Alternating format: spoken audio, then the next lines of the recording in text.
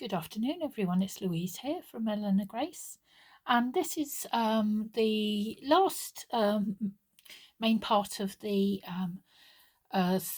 stitch along Charles Rennie Mackintosh. I'm going to do a little catch up one at the end of the month, just because I haven't had a lot of time for stitching over the last couple of weeks, and so I've had to rush this a little bit. But I thought I wanted to give you a little heads up so you can have a look and see what you think. We've looked at certain parts of Charles Rennie Mackintosh's work. So we did the roses, and then we had a look at the tulips and his use of line and curve. So what I just wanted to do is have a little look, and I'm going to go back to the pages on the tulips because these have got good examples here. Also of his use of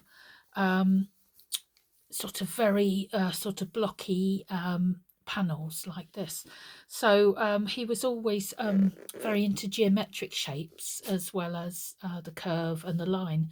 And actually these tulips here to me are a pretty perfect sort of representation of his work, because you've got the beautiful colours and curves and the straight lines, and also you've got these lovely little geometric squares, which he's done in much of his work. And if we have a look over here, you can also see more of that with this tulip and lattice diagonal piece here, again with these sort of blocks. And I thought it might be fun just doing sort of versions of these, you know, then I'm probably going to combine mine into a little design a bit like this as soon as I've got the time, which is hopefully it's going to be very soon.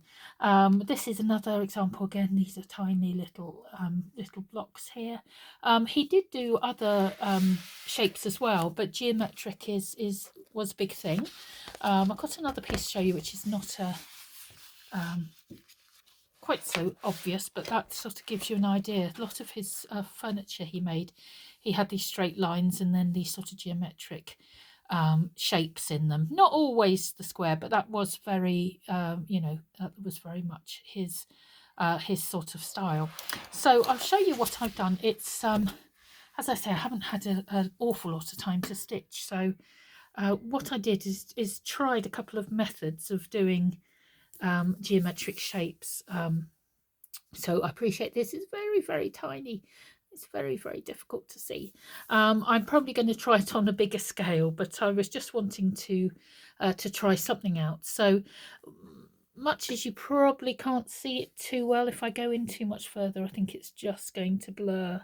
But what I did is I just created a box shape, so just a square, and then I did 2 or 3 further stitches across and 2 or 3 down, actually 3 and 3, yes. So altogether there are 5 lines each way. Now this was using cotton perlé 12, which is a bit like a sort of 1 or 1 to 2 strands of embroidery floss. And I appreciate this is on a very small scale. I mean, look how big my small little finger nail is against that. So very small. What I also did is I was trying just to play around with some shapes, because I do love geometrics, and I think that might be something I do something on this year. So I was playing around with just doing single squares. I actually quite like that. I think a little idea is forming in my mind for something I might do later. The other one I've done is, again, going to be probably quite hard to see here, but this was a similar idea, but I thought, well, what about doing one with almost like a basket weave stitch? So I have done a video on basket weave before, but basically what I did is 4 vertical lines down, each sort of equal distance, so equidistant to each other. And then I did 4 lines across, but weaving in and out. So I'll show you that one briefly. I think I've still got some thread attached here. So let me see. I think it's going to have to be on the other side actually, because I've not got an awful lot of thread left, but let me just show you. I'm going to lift this up a little bit. So the idea is to do, I'm going to do a small one here because I haven't got a lot of thread attached. So say you do 3 by 3, and I'm going to give myself a bit of space in between, unlike the ones I've already done, just to give you a better idea of this. So there we go. Now normally with basket weave stitch you have to be careful about the weave in and out and make sure that you're going the opposite direction. I did something a bit different here. So once I get my 3rd stitch in, I'm going to turn it to the side. It's just a bit easier to work that way. Sorry, bear with me, I've got something attached to my top. There we go.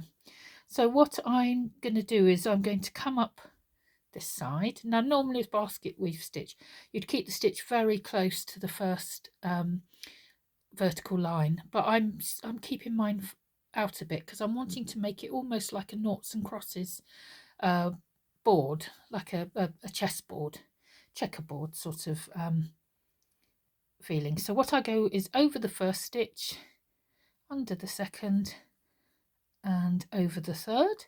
I'm then going to actually go into the material. Now normally with this you would be a bit careful in doing that, but I'm going to just see how it looks. Now sometimes when you do your 1st stitch it does start to wobble around a bit, but it's just to have an idea. So then I'm going to do my 2nd stitch. I think I'll have to do these a bit closer than the for it to look reasonable. I think I do have to do these a little bit closer than the vertical ones. So this time I'm going to go the same way. So over the 1st, under the 2nd, over the 3rd, and I'm going to go in straight into the fabric. You can see that line wasn't quite straight, but I'm not going to worry about that right now. It's just a little practice. So I'll do my 3rd one. Sometimes it's much easier turning your work than it is trying to turn yourself.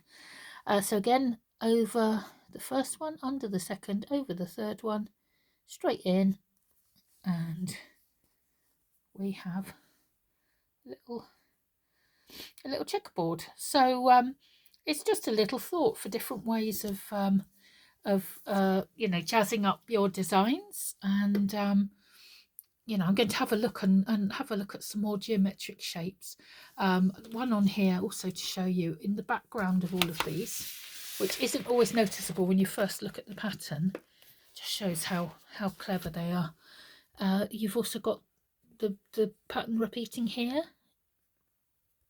but your eye is usually drawn to the sort of the brighter and the bolder pieces.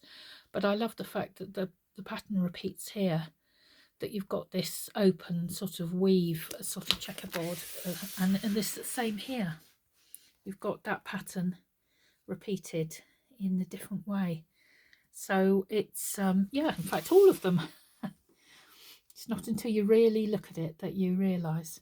So I hope that was helpful, and I thought it would be a just nice way to finish off our little Charles Rennie Mackintosh study. So I'm going to hopefully have a bit of time to mess around with these soon. It's just been very, very busy. So I will do a little check-in again at the end of the month with to see how we're doing. But do share in the group. Do share, either share on the Stitch Along SAL posts in the group, or you can just post something that you've made, or what you've done with that, or whether it's actually just giving you a little bit of inspiration to do something a little bit experimental and something with motifs or geometric shapes. And I will leave it there for today. So take care, everyone. See you soon. Bye.